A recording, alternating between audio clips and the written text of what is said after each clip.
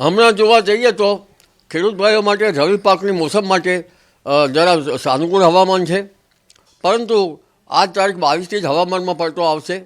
બપોર પછી વાદળો થવાની શક્યતા છે, ઘણા ભાગમાં વાદળો દેખાશે. પરંતુ લગભગ 24 તારીખથી બંગાળના ઉપસાગરમાં એક ડિપ્રેશન કે ડીપ ડિપ્રેશન બનશે અને તારીખ 26થી 28માં બંગાળ ઉપસાગરમાં એક ચક્રવાત બનવાની શક્યતા રહેશે, જે દક્ષિણ પૂર્વીય તટો ઉપર ત્યાંની અસર થશે. અને ત્યાંની અસર ખાસ કરીને પૂર્વ ભારત ઉપર થવાની શક્યતા હોવા છતાં તેનો કંઈક અંશે ભેજ લગભગ ગુજરાત તરફ આવવાની શક્યતા રહેશે. અરબ સાગરમાં જે લો પ્રેશર બનેલ છે ત્યાંની અસર તો નહીવત થવાની શક્યતા રહેશે.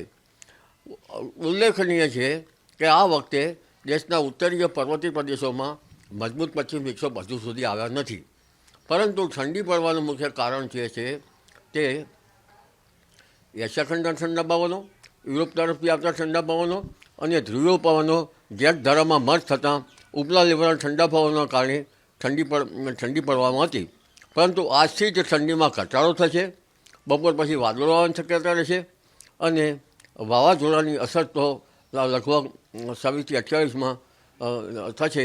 ત્યારબાદ ગુજરાતના હવામાનમાં પણ વાદળવાયુ આવવાની શક્યતા રહેશે. ડિસેમ્બરની શરૂઆતમાં લગભગ 2 થી 4 ડિસેમ્બરની પહેલા સપ્તાહમાં એક પશ્ચિમી વિક્ષોભ આવવાની શક્યતા રહેશે. જ્યાં સુધી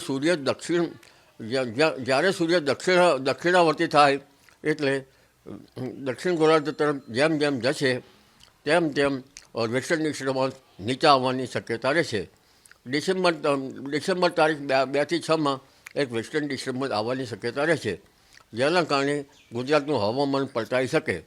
જોકે આ વેસ્ટર્ન ડિસ્ટર્બન્સ મધ્યમ કક્ષાનો હશે, પરંતુ તારીખ 7થી 9 ડિસેમ્બરમાં ગુજરાતમાં હવામાન વાદળવાયુ અને માવઠા જેવું હવામાન થઈ જવાની શક્યતા રહેશે. પરંતુ ત્યાર પછી એક પલટા આવતા તારીખ 15થી 16 ડિસેમ્બરમાં પણ હવામાનમાં પલટો આવશે અને વાદળવાયુ આવવાની શક્યતા રહેશે. ઠંડી અંગે જોવા જઈએ તો આ વખતે ડિસેમ્બરમાં વારંવાર પલટા આવશે. 20મી ડિસેમ્બરથી દેશના ઉત્તરીય પર્વતીય પ્રદેશોમાં ભારે હિમવર્ષા થવાની શક્યતા રહેશે અને ઉપર બરફની ચાદર ફેલાવવાની શક્યતા રહેશે. તારીખ 22 ડિસેમ્બરથી આકરી ઠંડી પડવાની શક્યતા રહેશે. આ વખતે કોઈ મજબૂત પશ્ચિમ વિક્ષોભ આવવાના કારણે હવામાનમાં પલટા આવવાની શક્યતા રહેશે.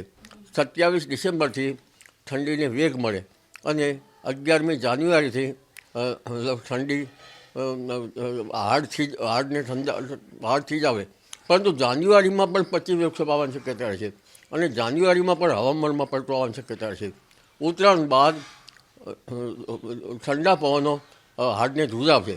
હવે સામાન્ય રીતે ઉત્તરાયણ પછી ઠંડી ઓછી થતી હોય છે, પણ આ વખતે ઉત્તરાયણ બાદ પણ ઠંડા પવનો હાડ ધ્રુજાવશે અને ઉત્તરાયણ ઉપર પણ હવામાનમાં પલટો આવવાની શક્યતા રહેશે. એટલે એક પછી એક ડિસેમ્બરમાં ઘણા પલટા આવશે. ખેડૂત ભાઈઓ માટે આ વખતે જોવા જઈએ તો લગભગ રવિ મોસમના જે પાક બરાબર છે એમાં જ્યારે વિષમ હવામાનની વિપરીત અસર થતી હોય છે ત્યારે ઘઉં જેવા પાકમાં ફંગસનો રોગ ફેલાતો હોય છે અને શાકભાજીના પાકમાં પણ ફંગસ આવવાની શક્યતા રહેશે.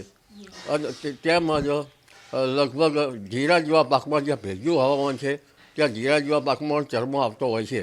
એટલે વેસ્ટર્ન ડિસ્ટર્બન્સથી જ્યારે વાદળછાયું વાતાવરણ હોય ત્યારે ખેડૂત ભાઈઓએ પાક સંરક્ષણના પગલાં લેવા સારા રહે. લગભગ ફંગસના માટે અને જીરામાં કાળિયો કે ચરમો રોગ આવી જતો હોય છે ત્યારે ખેડૂત ભાઈઓએ પાક સંરક્ષણના પગલાં લેવા સારા રહે. એટલે કહેવાનું તાત્પર્ય એ છે કે એક પછી એક વેસ્ટર્ન ડિસ્ટર્બન્સ આવતા જ હશે અને હવામાનમાં પલટા આવવાની શક્યતા આ વખતે વધુ રહેવાની શક્યતા રહેશે. પરંતુ જાન્યુઆરી માસમાં પણ હવામાનમાં પલટા આવશે.